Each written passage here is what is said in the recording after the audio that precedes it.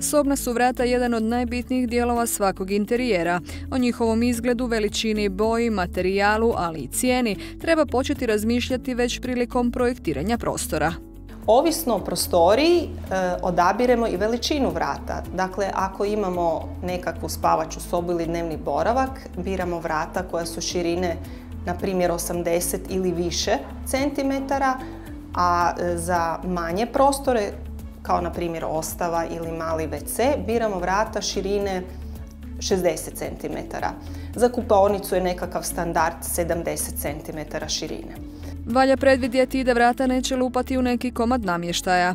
Sobna vrata bojom i materijalom treba uskladiti s ostatkom prostora. Ako se investitor odluči u prostor staviti tapetu ili neku jaku boju zida, onda bih preporučila svakako da možda vrata budu bijele boje. Sobna vrata možete također uskladiti sa bojom okvira prozora, odnosno ako su prozori boje hrasta i vrata mogu biti u istoj nijansi, pa onda imate jednu poveznicu kroz cijeli prostor. Odabir sobnih vrata često određuje cijena, a u skladu s mogućnostima i trendovi. Investitori danas sve više žele moderna minimalistička vrata, znači sa ravnim linijama i sa skrivenim pantima, ali i skrivenim dovratnicima. Što se boja tiče, najpopularnija su i dalje bijela, uz koja je najlakše uskladiti ostatak interijera. Ali nakon toga je jako, barem u zadnje vrijeme, popularna nekakva antracit nijansa sa možda nekakvom nijansom crne ili ipak možda nekakav prirodni materijal, hrast ili bukva. Za ekskluzivne moderne interijere sve su traženija dizajnerska neprozirna staklena vrata s aluminijskim dovratnicima i odličnom zvučnom izolacijom.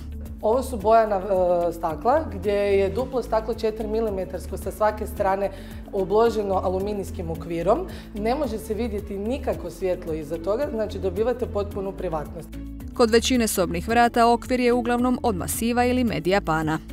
Tako pričamo o nekakvim temeljnim, osnovnim, bazičnim ispunama.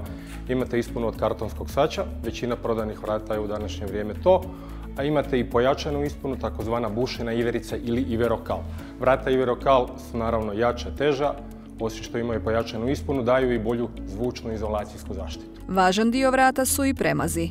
To se tiče vanjskog premaza, imate ove bazične modele koji su presvučeni folijama ili nekakvim vodenim lakovima, a imate vrata koja su presvučena tvrdim i otpornim laminatima, takozvanim CPL-ima, ili furnirana vrata koja se u današnje vrijeme manje prodaju. U interijer vrata treba postaviti na kraju uređenja.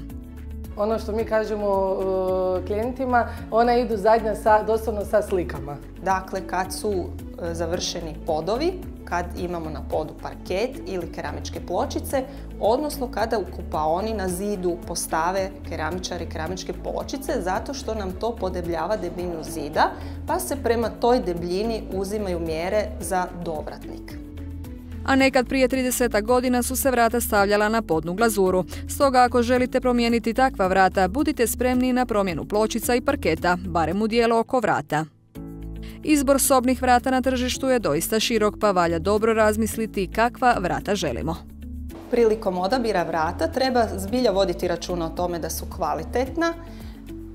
Naravno da je bitan omjer kvalitete i cijene, ali vrata su nešto što ugrađujete jednom u 10, 15, 20 godina i trebaju toliko i izdržati i trajati.